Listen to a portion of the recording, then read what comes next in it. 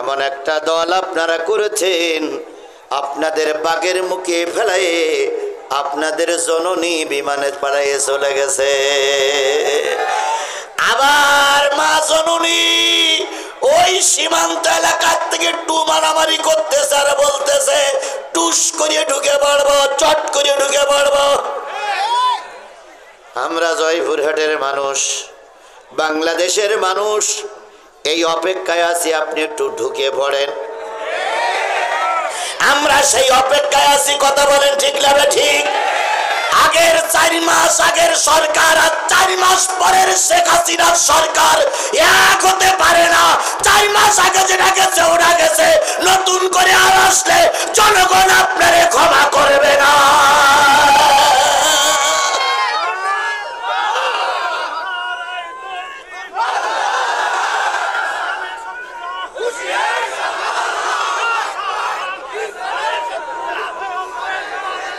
আইসো চট করিয়া, আয়না ঘর তোমার জন্যে রাখছি গো সাজায়া।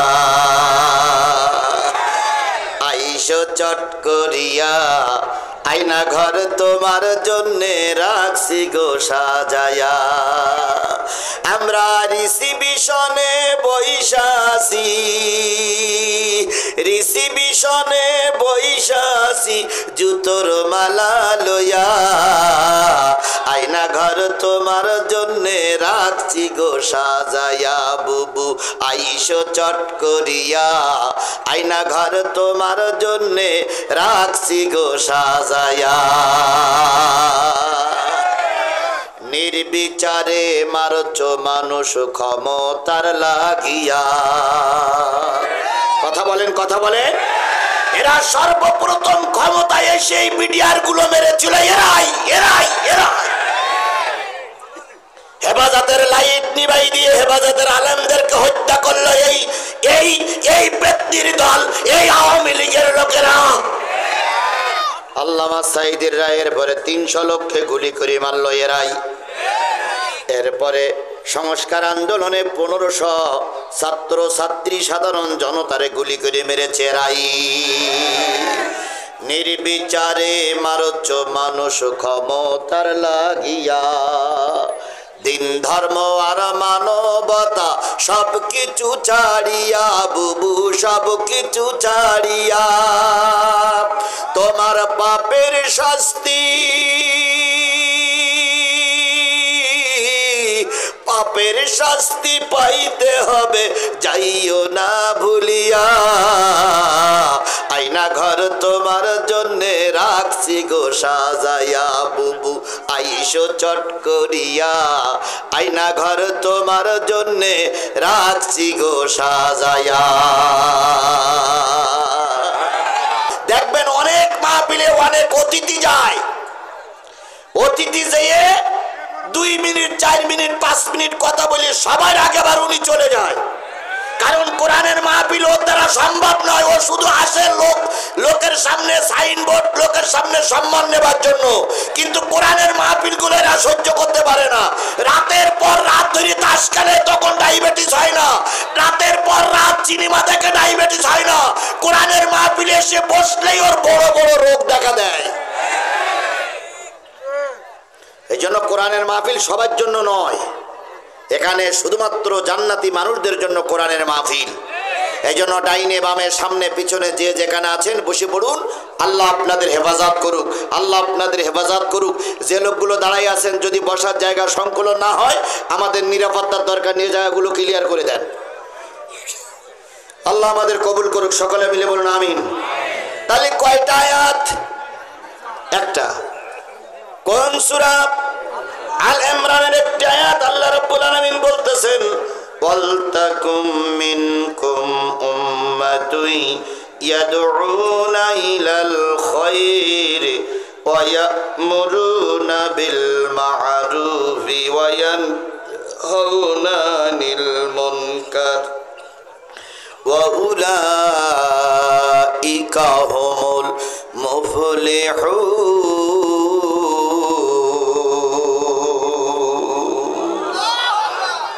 ওয়ালতাকুম মিনকুম উম্মাতুন, তোমাদের ভিতর থেকে একটা উম্মত থাকবে। এবার বলুন তো কথাটা কে বললেন? আল্লাহ বলতেছেন তোমাদের ভিতর থেকে একদল উম্মত থাকবে। এবার আমি আপনাদেরকে বলি, উম্মত আরবি শব্দ না বাংলা শব্দ? আরবি শব্দ। উম্মত শব্দের অর্থ কি? দল। উম্মত শব্দের অর্থ কি? আরো জোরে বলেন, উম্মত শব্দের অর্থ কি? দল। তাহলে কোরআনে কি দলের কথা আছে? আরো জোরে বলেন, কোরআনে কি দলের কথা আছে? তাহলে কোরআনে যদি দলের কথা থাকে, আমরাও দলের কথা বলতে কোনো সমস্যা? জোরে বলেন, সমস্যা? কোন দিকে যাব না, কোরআনের কথাই বলি। আল্লাহ বললেন তোমাদের ভিতর থেকে একটা দল থাকবে, তোমাদের ভিতর থেকে একদল উম্মত থাকবে। উম্মত মানে দল। তোমাদের ভিতর থেকে একটা দল থাকবে। তাহলে আল্লাহ বললেন তোমরা একটা দলের লোক। এবার বলুন তো, দল বাংলা শব্দ, উম্মত হলো আরবি শব্দ। দল যদি করতে হয়, দল করতে গেলে কয়টা জিনিস লাগবে? দল করতে গেলে চারটা জিনিস লাগবে, তাছাড়া দল করা যায় না। সে হোক আওয়ামী লীগ, হোক বিএনপি, হোক জামাত ইসলাম, হোক জাতীয় পার্টি, হোক শাসনতন্ত্র, হোক হেফাজত, যে কোনো একটা রামপন্থী বামপন্থী, যে কোনো একটা দল করতে গেলে কয়টা জিনিস লাগে? ভালো করে খেয়াল করবেন, দল করতে গেলে কয়টা জিনিস লাগবে? তাহলে দল করতে গেলে চারটে জিনিস লাগবে। দল করতে গেলে যে চারটে জিনিস লাগবে, তার ভিতরে একটা জিনিস হচ্ছে দলের একটা নাম লাগবে। নাম ছাড়া বোঝা যায় না কোন দলের লোক। বাংলাদেশ আওয়ামী লীগের যদি নাম করা হয়, তাহলে ওটা শেখ হাসিনার দল। বাংলাদেশ জাতীয়তাবাদী দল বিএনপি, ওটা কার দল? খালেদা জিয়ার দল। বাংলাদেশ জামাত ইসলামী ডাক্তার শফিকুর রহমানের দল। কি বোঝেন না? বোঝেন না? বোঝেন? তাহলে দল করতে গেলে দলের একটা নাম লাগবে। তাহলে হেফাজত আর কি জামাত ইসলাম, ডাক্তার শফিকুরের দল, বিএনপি খালেদা জিয়ার দল, আওয়ামী লীগ শেখ হাসিনার দল, আর জাতীয় পার্টি কার দল? এরশাদের দল। তাহলে দল করতে গেলে দলের একটা নাম লাগবে, বোঝা গেছে? 2 নম্বরে দলের একটা নেতা লাগবে। যে যে দল করেন, দল করতে গেলে একজন নেতা লাগবে। নেতা ছাড়া দল চলে, নেতা ছাড়া দল চলে না। তাহলে দলের একজন নেতা লাগবে। এখন আপনার যে যে দল করেন, তার একজন নেতা আছে। এবার নেতা যদি ভালো হয়, নেতা যদি ভালো হয়, দল ভালো হবে, নাজাত পেয়ে গেলেন। নেতা যদি সর্বনাশী হয়, আপনাদের বিপদে ফেলাইয়া উনি কিন্তু বিমানে চলে যাবে।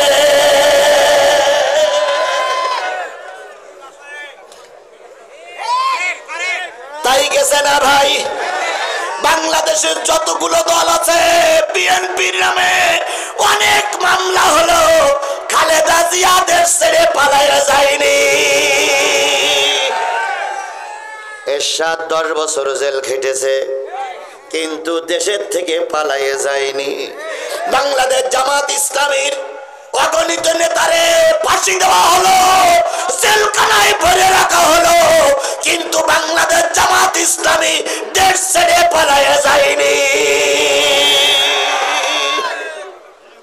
ব্যতিক্রম দেখলাম একটা দলে,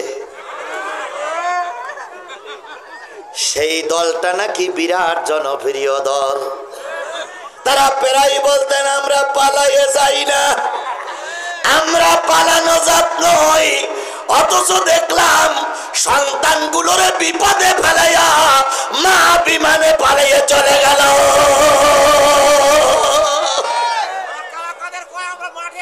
আচ্ছা, হচ্ছে হচ্ছে কথায় বলে, যারা সাবেক দলের কর্মী আছেন তাদেরকে একটু স্মরণ করায় দেয়, এমন একটা দল আপনারা করেছেন, আপনাদের বাগের মুখে ফেলায়ে আপনাদের জননী বিমানে পালাইয়ে চলে গেছে। আবার মা জননী ওই সীমান্ত এলাকার থেকে টু মারামারি করতেছে আর বলতেছে টুস করিয়ে ঢুকে পড়বো, চট করিয়ে ঢুকে পড়বো। আমরা জয়পুরহাটের মানুষ, বাংলাদেশের মানুষ, এই অপেক্ষায় আছি আপনি একটু ঢুকে পড়েন। আমরা সেই অপেক্ষায় আছি। কথা বলেন ঠিক না ঠিক? আগের 4 মাস আগের সরকার আর 4 মাস পরের শেখ হাসিনার সরকার এক হতে পারে না। 4 মাস আগে যেটা গেছে ওটা গেছে, নতুন করে আর আসলে জনগণ আপনারে ক্ষমা করবে না।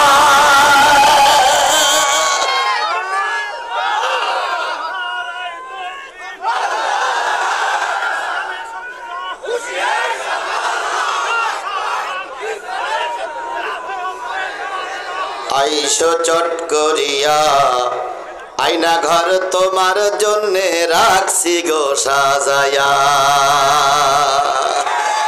আইসো চট করিয়া আয়না ঘর তোমার জন্যে রাখছি গো সাজায়া।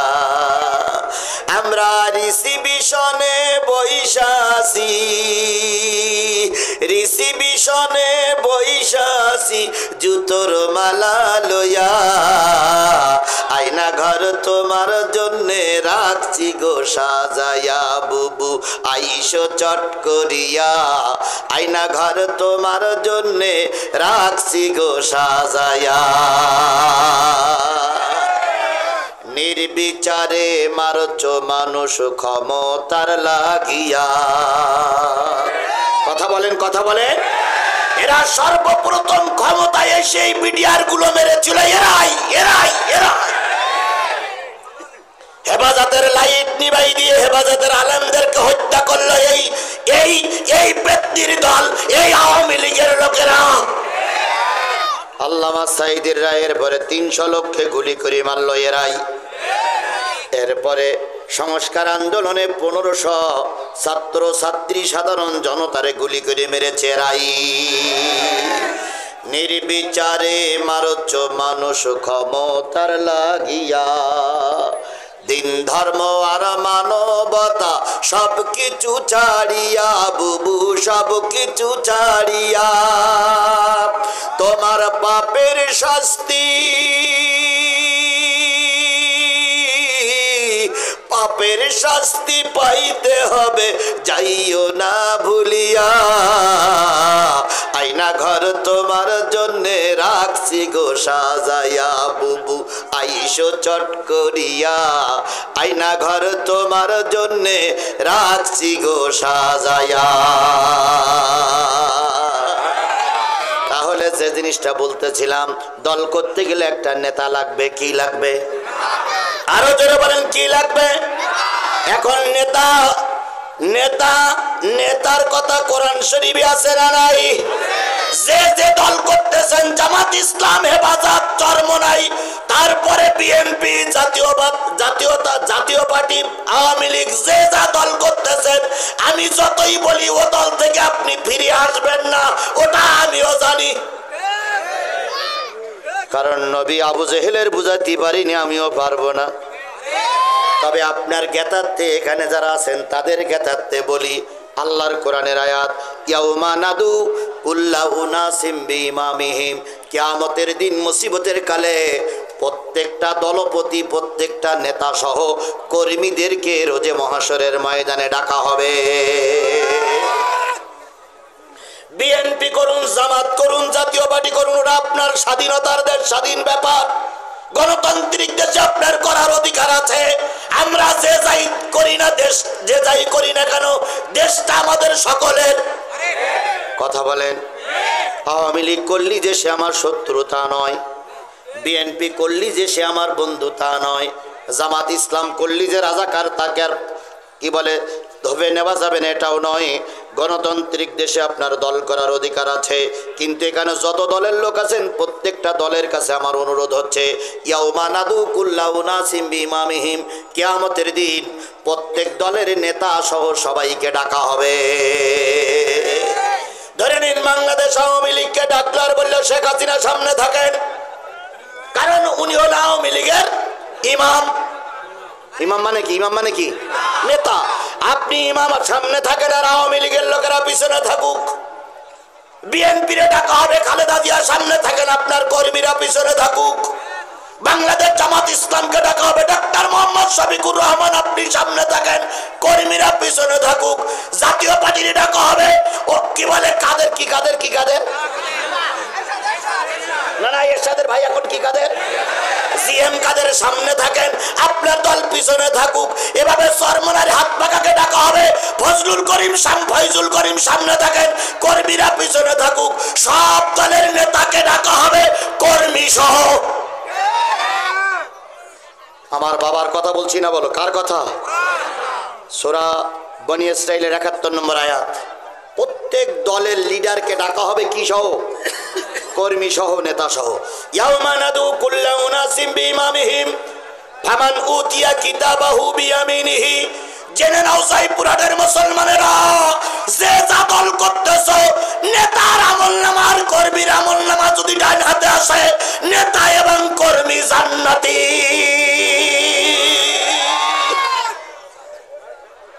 এবার আমি আপনাদের কাছে একটা ছোট্ট প্রশ্ন রেখে গেলাম।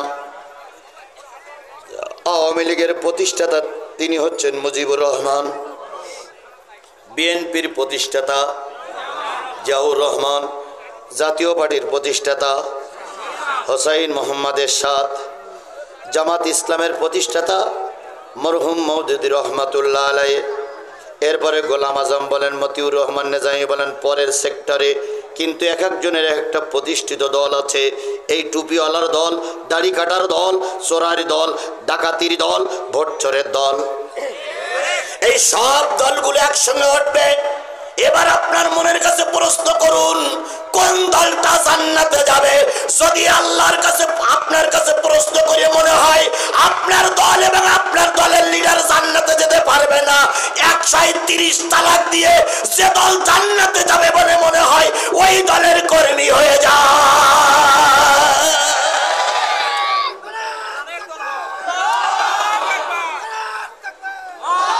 আচ্ছা, এরপরেও আর কি ক্লিয়ার করে বলা লাগবে? এরপরেও কিছু কিছু লোক বলে আমরা তো বুঝলাম না। আপনি বুঝবেন কি না বুঝবেন ওটা আপনার ব্যাপার, কিন্তু আমি আমার কোরআন দিয়ে বলে গেলাম, প্রত্যেকটা দলপতি সহ রোজে মহাশরের ময়দানে ওঠা লাগবে। সেদিনের জন্য সাবধান হন। সেদিন বাপ মা ভাই বোন নেতা হুজুর কেউ থাকবে না। যে যে দলে সাপোর্ট করেছেন ওই দলের সঙ্গে হয় জাহান্নাম নাই জান্নাত। এবার আপনি যে দল করতেছেন, রাত্রি শুয়ে দেখবেন, রাত্রি বাড়ি দিয়ে শুয়ে শুয়ে হিসেব করবেন, আমি যে দল এই পর্যন্ত করেছি, ভোট দিছি, ভোট চুরি করেছি, এই দলের লিডার জান্নাতি না জাহান্নামী?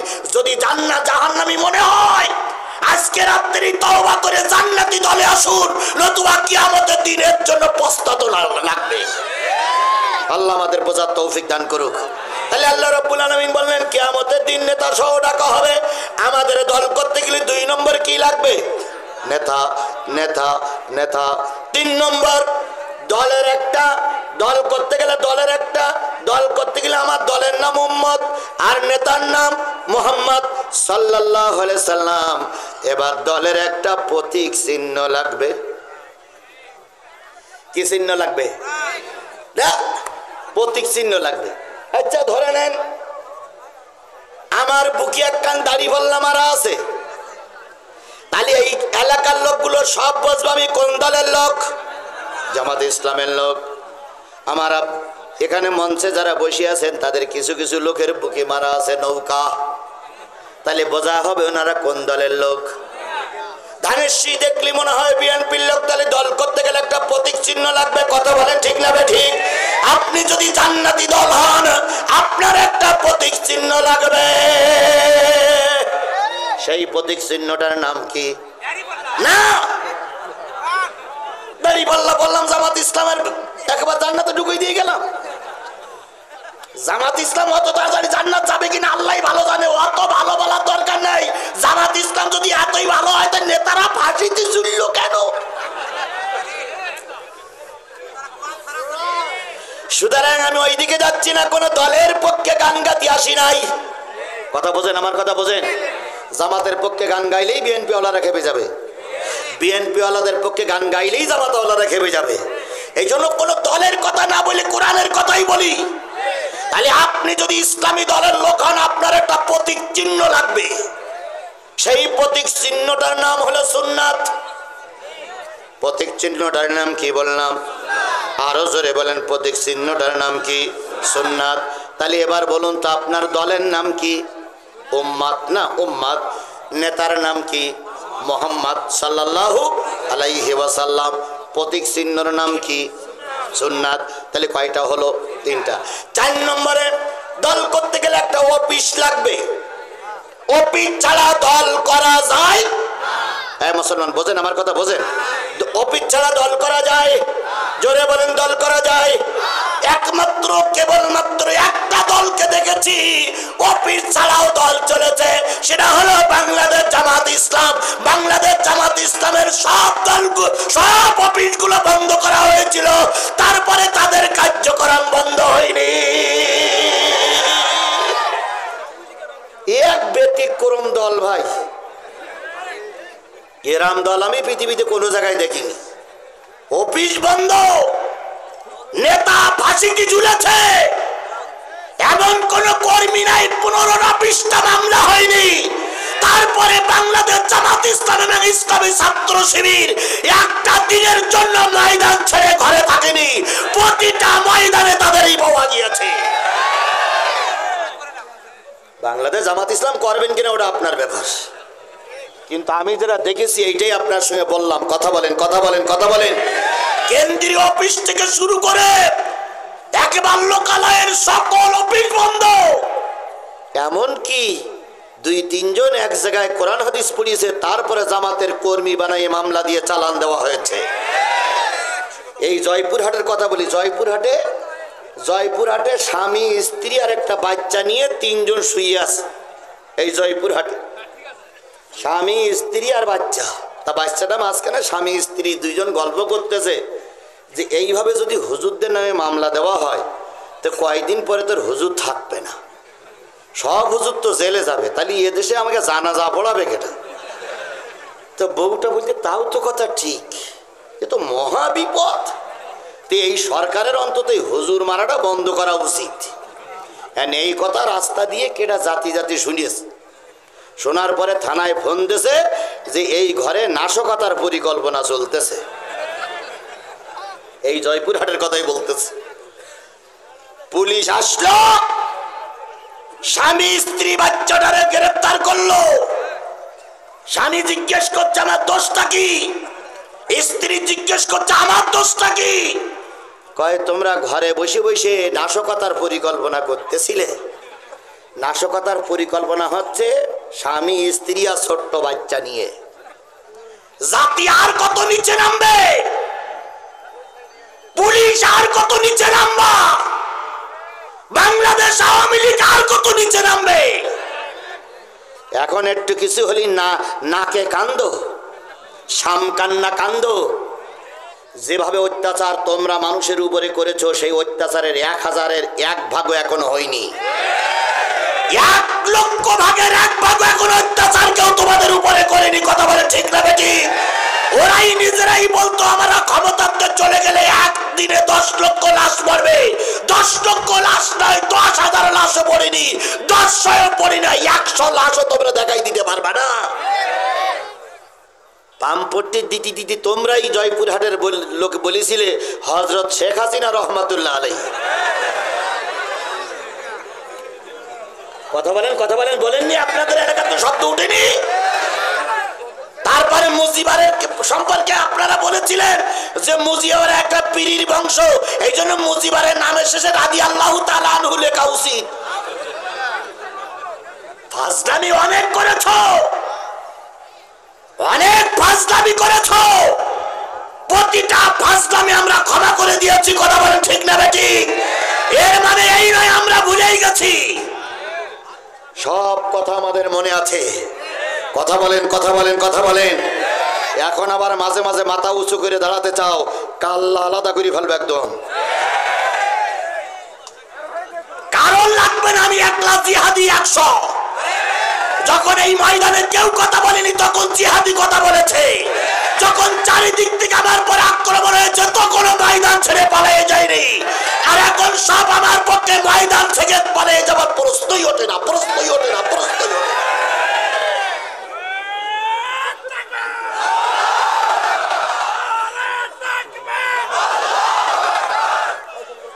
আমার ভাইরা, আল্লাহ হয় আমাদের সহি বুঝ দান করুক, না এই শয়তানদের হাত থেকে আমাদের হেফাজত করুক। তাহলে যে জিনিসটা বুঝাতে চাচ্ছিলাম, দল করতে গেলে কয়টা জিনিস লাগলো? এক নম্বর, দলের নাম উম্মত, দলের নেতার নাম মোহাম্মদ, দলের প্রতীক চিহ্নর নাম কি? সুন্নাত। আর প্রত্যেকটা দলের একটা অফিস লাগে। যারা জান্নাতি দল, তাদের দলের অফিসের নাম হলো মসজিদ। যারা জান্নাতি দল তারা আযান শোনার সঙ্গে সঙ্গে কোথায় যায়? অফিসে যায়। ওটাই হলো ওদের অফিস। তাহলে তুমি আর আমি যদি জান্নাতি দল হই, তাহলে বুঝতে হবে তোমার অফিসের নাম মসজিদ। আযান শোনার পরে যে মসজিদে যায় সে জান্নাতি দলের কর্মী। আর আযান শোনার পরে যে মসজিদে যায় না, বুঝতে হবে যত বড় নেতা হোক ও জাহান্নামী দলের কর্মী। এবার বুকে হাত দিয়ে বলুন তো, আপনি যে দল করতেছেন, আযানের পরে ওই দলের নেতা কর্মীরা বেশি নামাজি না বেনামাজি? যদি বেনামাজি হয়, ধরে নেন আপনার দলটা জাহান্নামী দল। ওই দল আজকের থেকে করা যাবে না। আর যদি দেখেন যে দলের সাপোর্ট করেন আপনি, তো সে যে দল হোক, আমি আবারও বলেছি, এখানে বিএনপি জামাত আমরা ভাই ভাই। বিএনপি জামাত যদি ঐক্যবদ্ধভাবে আন্দোলন না করত, আর বিএনপি জামাতের নেতা কর্মীরা যদি ময়দানে যেয়ে ওই সংস্কার আন্দোলনে আমার ছাত্ররা যদি বুক পেতে না দিত, তাহলে এই দেশ স্বাধীন হতে আরো অনেক অনেক অনেক বছর দেরি লেগে যেত। কথা বলেন ঠিক না বেটি? সুতরাং এখন বিএনপি জামাতের সঙ্গে কোনো দ্বন্দ্ব নয়। বিএনপি ভাইদেরকে বলি আপনারা আমার ভাই দ্বন্দ্ব সৃষ্টি করবেন না। জামাতের ভাইদের বলে আপনারা আমার ভাই বিএনপির সঙ্গে দ্বন্দ্ব সৃষ্টি করবেন না। আসুন উপরের থেকে যে নির্দেশ হয় সেই নির্দেশ আমরা পালন করব। দেশ গঠনের জন্য, গণতন্ত্র উত্তরের জন্য একে অপরের সহযোগী হব। কেউ কারোর শত্রু হয়ে কারোর বিরুদ্ধে কেউ বক্তব্য দিব না, দিব না, দিব না।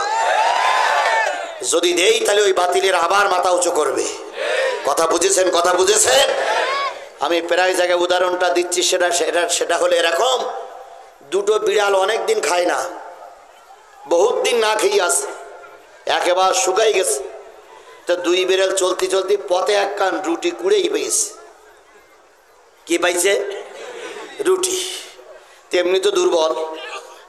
তো বলতেছে, বন্ধু অনেকদিন পরে যখন এখানে রুটি ভালাম, তা তুই আর আমি তো পথ চলতেছি, তাই এক কাজ করি, তুই অর্ধেক খা আর আমি অর্ধেক খাই।